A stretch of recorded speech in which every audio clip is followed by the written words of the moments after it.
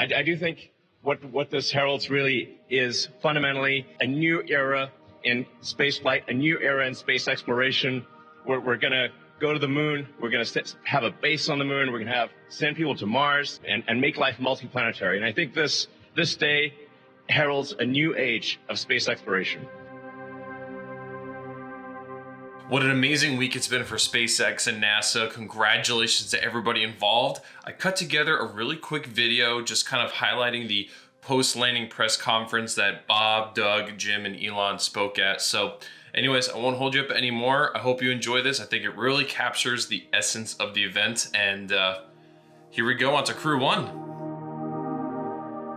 We're not going to stand right now. For those of you who have done this before, you know it's not pleasant standing for a few hours after you get back. 5 hours ago, we were bobbing around in the Gulf of Mexico. This has been quite an odyssey the last 5, 6, 7, 8 years. 5 years since Bob and I started working on this program. And to be where we are now, the first crewed flight of Dragon is just unbelievable. We said it before, just a tremendous privilege to be part of this program, to be part of NASA, and to spend 2 months on the International Space Station with one of the greatest officers, crewmates, astronauts, Chris Cassidy. Just was a real pleasure for both of us. And I'm sure Bob will talk about the spacewalks, but just to see those two work out on the International Space Station, you're not going to see anything like that again. It just was, it was just amazing to be part of that. And then, you know, the flight of Dragon on Falcon, and then the reentry today, it's a lot to process. As I said, 5 hours ago, we were in a spaceship bobbing around, making prank satellite phone calls to whoever we could get a hold of,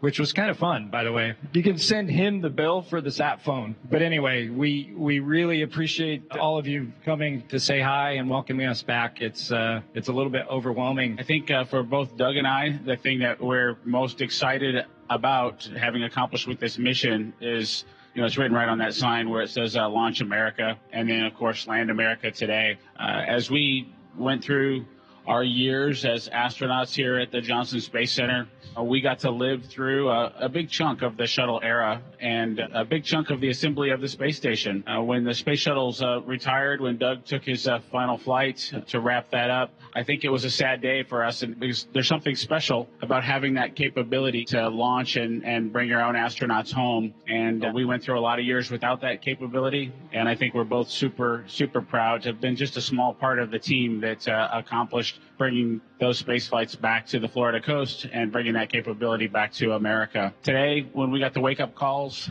from our boys telling us a little bit about what they were looking forward to, which was us coming home, and in Theo's case, getting a new dog, it was a wonderful morning, and we very much appreciated it. And so, again, I think this kind of comes full circle. And I think for the SpaceX team, we couldn't have asked for a more wonderful team to work with. I think, you know, we definitely are old dogs and like some of our old tricks because it's not always because lazy. Sometimes it's because we did it before and we know an easy solution, and we try to share that with folks. And that's really, as we go forward to further activities, whether it's in low Earth orbit to the moon or beyond, we need to figure out the best way to share what NASA knows with the contractor team and help them be as successful as possible. And I think all of us are going to have memories now for the rest of our lives when they launched. They knew that when they were doing this, it was a test flight. They also knew that they were going to be responsible for conducting a lot of operations on the International Space Station for a period of months, to include what ended up being 4 spacewalks, spending that extended period of time on the International Space Station, and then flying back. And amazingly, coming off the jet just right now after being weightless for the last 63 days, coming off the jet, sitting down and doing a public event. You just can't put into words how important this was for our country to have access to space again from our own soils. I would also say that what we just saw is the beginning of what will be a whole lot more activity in the future. Right now, when we talk about commercial crew, we're going to go for the Dragon, we're going to go from development into operations. Of course, we're always going to learn and we're always going to modify, but making that transition from development to operations is going to be a challenge, but the NASA team is up for it. But it goes beyond that because we still have Starliner And we need to get Starliner flying, and then we've got to get Orion flying, and we've got to get Starship flying. There is a lot to do in front of us, but here's what we know. We have before the House and the Senate the biggest budget request in NASA's history in nominal dollars. If we get the budget request that is before us right now next year, we're going to go up an order of magnitude, and that is necessary. Because today we're flying into low Earth orbit, and in a few short years, we'll be flying to the moon. And not just go once or twice, but we want to go sustainably with a purpose. And what I'm asking for our members of Congress to do is look at what we've done with what we have, and if you fund us at our budget request level, we will be on the moon. And we will be successfully on the moon with our commercial part and with our international partners. It's been 9 years since America launched and landed from its own soil. And yet here we are. But the next step is we're going on to the moon and then on to Mars. This is about momentum. It starts today and it finishes when we put an American flag on Mars. And I will tell you, there was a moment, maybe not even a year ago, when we had some significant challenges. I sent a tweet, Elon, and I said that it's time to deliver. And I tweeted it at Elon Musk. And I want to tell you, Elon, you responded absolutely magnificently.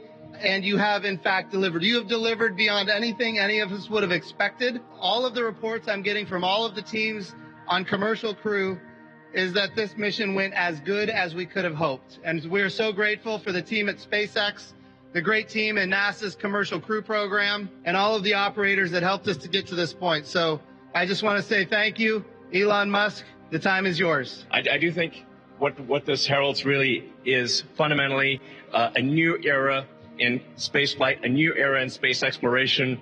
We're going to go to the moon. We're going to have a base on the moon. We're going to send people to Mars and make life multiplanetary. And I think this day heralds a new age of space exploration. That's what it's all about. And this is the result of an incredible amount of work from people at SpaceX, people at NASA. This has been 18 years to finally fly people to orbit and back.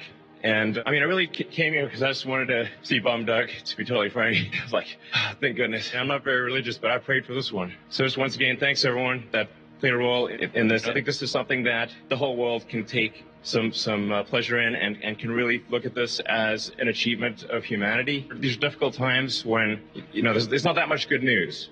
And I think this is one of those things that is universally good, no matter where you are on planet Earth. This is a good thing. And I hope it brightens your day. Thank you.